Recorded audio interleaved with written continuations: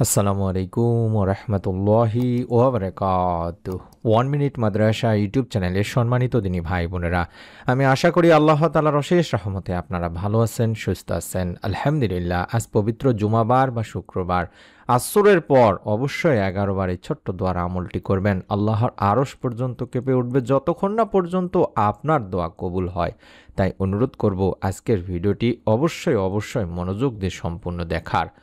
রব্বুল আলামিন আল্লাহ তাআলা বলেন, হে মুমিনগণ, যখন জুমার দিনের নামাজের জন্য আহ্বান করা হয় বা ডাকা হয়, তখন আল্লাহর স্মরণের দিকে বা মসজিদে এগিয়ে যাও বা ধাপিত হও এবং ব্যবসা বাণিজ্য বা দুনিয়াবি যাবতীয় কাজকর্ম ছেড়ে দাও। এটা তোমাদের জন্য কল্যাণকর হবে যদি তোমরা জানো বা জানতে। সূরা জুমার 9 নম্বর আয়াতে আল্লাহ রব্বুল আলামিন নিজেই বলছেন।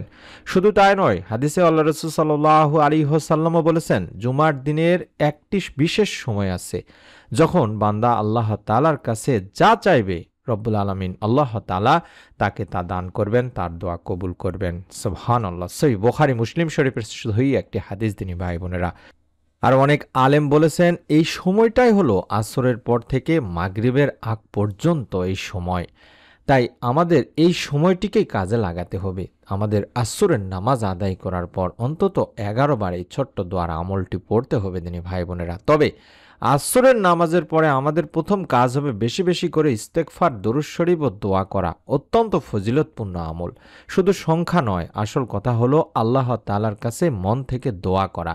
সেটা আপনি 11 বার, 10 বার, 15 বার, 20 বার যতবার ইচ্ছে পড়তে পারেন। তবে স্বাভাবিকভাবে আমরা বলে থাকি অন্তত দোয়াগুলো পড়ার আগে 11 বার করে দরুদ ও ইস্তেগফার পড়ে নেওয়ার জন্য। চাইলে শুধুমাত্র আস্তাগফিরুল্লাহ, আস্তাগফিরুল্লাহ, আস্তাগফিরুল্লাহ, আমি আল্লাহ তাআলার কাছে ক্ষমা প্রার্থনা করছি, যার অর্থ হলো এটা অন্তত আমরা 11 বার পড়ে নেওয়ার চেষ্টা করব। এবং শুধুমাত্র আল্লাহুম্মা সাল্লি আলা মুহাম্মাদিন ওয়া আলা আলি মুহাম্মাদ, আল্লাহুম্মা সাল্লি আলা মুহাম্মাদিন ওয়া আলা আলি মুহাম্মাদ, এটাও আপনি অন্তত 11 বার আগে পড়ে নেবেন। হে আল্লাহ, আপনি মুহাম্মদ সাল্লাল্লাহু আলাইহি ওয়াসাল্লাম ও তার পরিবার পরিজনদের উপর রহমত বর্ষণ করো। এটাও এই দরুদের অর্থ। আমরা এই দরুদ ও ইস্তেগফারগুলো আগে পড়ে নিব, তারপরে এর মনের নেক আশা পূরণ বা দোয়া কবুলের জন্য আমরা আল্লাহ তাআলার কাছে দোয়া করব। তবে আপনার দোয়া কবুলের শর্ত হলো আপনি অবশ্যই হালাল রিজিক খাওয়ার চেষ্টা করবেন। পাপ পথ থেকে দূরে থাকবেন, অর্থাৎ পাপ কাজ থেকে দূরে থাকার চেষ্টা করবেন। মনোযোগ দিয়ে দোয়া করবেন, আল্লাহর উপর ভরসা রাখবেন। রাসূল পাক সাল্লাল্লাহু আলাইহি ওয়াসাল্লামও বলেছেন, আল্লাহ সেই বান্দার দোয়া কবুল করেন না যে বান্দা অমনোযোগী হয়ে দোয়া করে। এটা তিরমিজি শরীফের একটি হাদিস। তাই আমরা মনোযোগ দিয়ে দোয়া করার চেষ্টা করব ইনশাআল্লাহ। আর দোয়া করব আজ জুমাবার আসরের পর থেকে শুরু করে মাগরিবের আগ পর্যন্ত এই সুযোগটি আমরা হাতছাড়া করব না দিনী ভাই বোনেরা। তাই আমাদের প্রথম কাজ হবে এই সময়টিতে বেশি বেশি করে দরুদ ও ইস্তেগফারের আমলটি আগে করে নেওয়া। তারপরে আমরা আল্লাহ তাআলার কাছে ছোট্ট একটি দোয়ার মাধ্যমে আমাদের দোয়া কবুল বা মনের নেক আশা পূরণের জন্য আল্লাহ তাআলার কাছে চাইব। আল্লাহ রব্বুল আলামিন মনের নেক আশা পূরণের জন্য বিভিন্ন আমল করতে বলেছেন। তার মধ্যে অত্যন্ত গুরুত্বপূর্ণ কার্যকরী একটি আমল হলো ইসমে আজমের আমল। আর ইসমে আজম হলো মহান রব আল্লাহ তাআলারই মহান একটি নাম। এই ইসমে আজমের আমলের মাধ্যমে আল্লাহ তাআলার কাছে কোনো কিছু চাওয়া হলে মহান রব আল্লাহ তাআলা তা পূরণ করেন। আর এই নামের মাধ্যমে আল্লাহ তাআলাকে স্মরণ করলে, ডাকলে তিনি সেই বান্দার ডাকে সাড়া দেন। সুবহানাল্লাহ, সুবহানাল্লাহ। প্রিয় নবী হযরত মুহাম্মদ সাল্লাল্লাহু আলাইহি ওয়াসাল্লাম থেকে হাদিসের বিভিন্ন বর্ণনায় ইসমে আজমের কথা উঠে এসেছে যে কোনো বান্দা যখন অন্তরের গভীর থেকে কায়মনে বাক্যে আল্লাহ তাআলার গুণবাচক নাম ইসমে আজমের নামের আমল করে, জিকির করে এবং আল্লাহ তাআলার কাছে তার মনের একান্ত আশা প্রত্যাশাগুলো তুলে ধরে, রব্বুল আলামিন আল্লাহ তাআলা তার দোয়া অবশ্যই কবুল করে নেন। সুবহানাল্লাহ, সুবহানাল্লাহ। আর সে কারণেই মানুষের চাওয়া পাওয়া বা মনের আশা আকাঙ্ক্ষা পূরণে একান্ত কোনো কিছু চাওয়ার আগে আল্লাহ তাআলাকে এই ইসমে আজমের মাধ্যমে আমাদেরকে ডাকতে হবে। ভালোবাসা, আস্থা, ভরসা থেকে কায়মনে বাক্যে ও দীনতাহীনতার সঙ্গে আল্লাহ আল্লাহ করে জিকির করার মাধ্যমে হলো আল্লাহ তাআলার কাছে প্রার্থনা করতে হবে। তবেই মহান রব আল্লাহ তাআলা সেই বান্দার চাওয়াকে ফিরিয়ে না দিয়ে তা পরিপূর্ণই করে দেবেন। আর ইসমে আজম সম্পর্কে নবী করিম সাল্লাল্লাহু আলাইহি ওয়াসাল্লাম থেকেও নির্দিষ্ট করে হাদিস হাদিসের বিশেষ কিছু বাক্যের দিক নির্দেশনা পাওয়া যায়, আমরা সেটিই ধরে আল্লাহ তাআলার কাছে ডাকবো। হযরত আব্দুল্লাহ ইবনে রুবাইদ আল আসলামী রাদিয়াল্লাহু তাআলা আনহু তার বাবা থেকে একটা হাদিস বর্ণনা করেছেন, যেখানে আল্লাহ রাসূল সাল্লাল্লাহু আলাইহি ওয়াসাল্লাম এক ব্যক্তিকে তার দোয়া এভাবে বলতে শোনেন। অর্থাৎ এই মুহূর্তে স্ক্রিনের মধ্যে যে দোয়াটি আমি দেখাচ্ছি, এই দোয়াটি আমাদেরকে পড়তে হবে দিনী ভাই বোনেরা। অন্তত মনোযোগ দিয়ে নিয়ম মেনে এই দোয়ার আমলটি আমাদেরকে করতে হবে, তাহলে রব্বুল আলামিন আমাদের দোয়া ইনশাআল্লাহ কবুল করবেন। আল্লাহুম্মা ইন্নী আসআলুকা বিআন্নী আশহাদু আন্নাকা আনতাল্লাহু লা ইলাহা ইল্লা আনতাল আহাদুস সামাদুল্লাযী লাম ইয়ালিদ ওয়া লাম ইউলাদ ওয়া লাম ইয়াকুল লাহু কুফুয়ান আহাদ। এভাবে এই দোয়াটি আমাদেরকে কম করে হলেও আগে দরুদ ও ইস্তেগফার 11 বার করে পড়ে নিয়ে এটি অন্তত 3 বার পাঠ করতে হবে দিনী ভাই বোনেরা। আশা করছি আপনারা দেখে দেখে হলেও পাঠ করবেন। এই দোয়াটির স্ক্রিনশট নিয়ে রেখে দিন, আমি আবারও দোয়াটি দেখাবো, কোনো সমস্যা নেই ইনশাআল্লাহ নিয়মটি বলে দেওয়ার সময়। এই দোয়ার অর্থই হচ্ছে, হে আল্লাহ, আমি তোমার কাছে প্রার্থনা করছি আর সাক্ষ্য দিচ্ছি যে তুমি একমাত্র আল্লাহ, তুমি ছাড়া অন্য কোনো মাবুদ নেই, তুমি একক সত্তার স্বয়ং সম্পূর্ণ, যিনি কাউকে জন্ম দেননি এবং তাকেও কেউ জন্ম দেয়নি, আর তার সমকক্ষ কেউ নেই।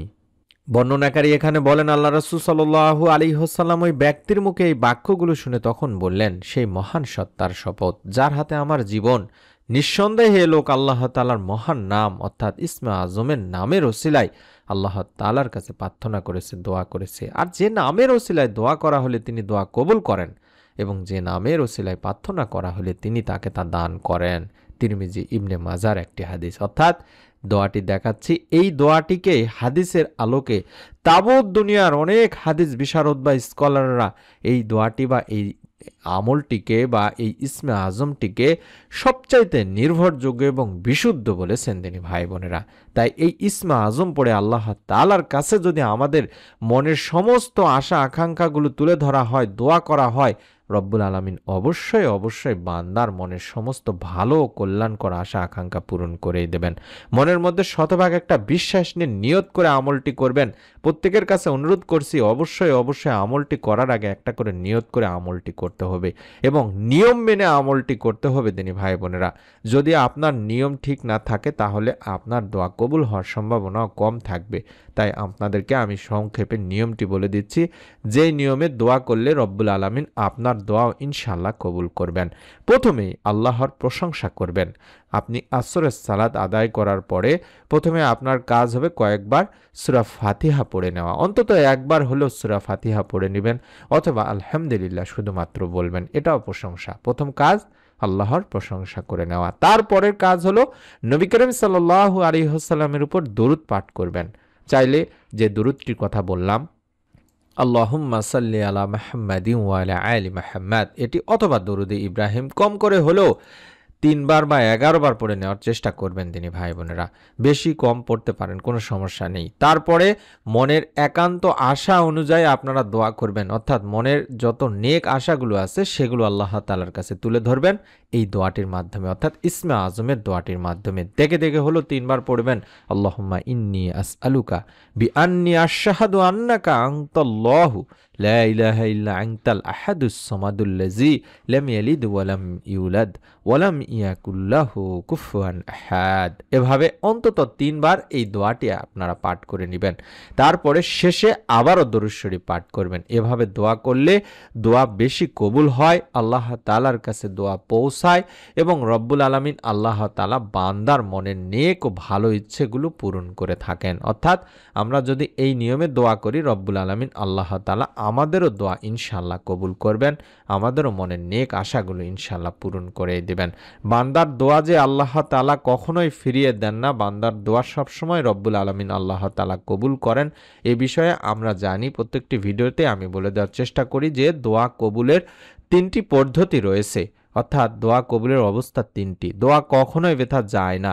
এই 3টা পদ্ধতিতে আল্লাহ তাআলা আপনার দোয়া কবুল করে এর ফল আপনাকে দেন। যখন কোনো মুমিন ব্যক্তির দোয়ায় কোনো পাপ থাকে না, আত্মীয়তার সম্পর্ক ছিন্ন করার কোনো প্রকার বিষয় থাকে না, তাহলে রব্বুল আলামিন আল্লাহ তাআলা সেই 3টি পদ্ধতির যে কোনো এক পদ্ধতিতে আপনার দোয়া কবুল করে আপনাকে আপনার মনের নেক আশা পূরণের সুসংবাদ দিবেন। সেই 3টি পদ্ধতির 1 নম্বর হলো, সে যে দোয়া করেছে হুবহু তা কবুল করে দুনিয়াতেই দিয়ে দেওয়া হয় এর ফল। 2 নম্বর, তার দোয়ার প্রতিদান পরকালের জন্য সংরক্ষণ করা হয়। 3 নম্বর, দোয়ার মাধ্যমে তার অনুরূপ কোনো অমঙ্গলকে তার থেকে দূরে রাখা হয়। তাই অনুরোধ করছি, দোয়া করা কখনোই বন্ধ করবেন না। আর জুমাবার অত্যন্ত ফজিলতপূর্ণ একটি দিন। অবশ্যই আসরের সালাত আদায় করার পর থেকে শুরু করে মাগরিবের আগ পর্যন্ত এই সময়টিতে আল্লাহ তাআলা বান্দার ডাকে সাড়া দেন, বান্দার দোয়া কবুল করেন। তাই অনুরোধ করছি, অবশ্যই নিয়ত করে, আবারও বলছি, ভিডিওটিতে একটি করে লাইক দিয়ে কমেন্টে অন্তত আমিন লেখার মাধ্যমে হলেও নিয়ত করে আমলটি করুন। অবশ্যই ভিডিওটি আপনার নিকট আত্মীয় স্বজন, কাছের মানুষজন যারা আছে সওয়াবের নিয়তে তাদের কাছে শেয়ার করে দিন। এবং নতুন আমলের ভিডিও অনেকেই খুঁজে পান না, যখনই আমরা দেব তখনই যেন মোবাইলে সরাসরি পেয়ে যান। তার জন্য এই মুহূর্তে স্ক্রিনের মধ্যে যেভাবে দেখাচ্ছি, এই সাবস্ক্রাইব লেখাটির উপর আমি যেভাবে চাপ দিলাম, আপনারাও চাপ দিয়ে রেখে দিন।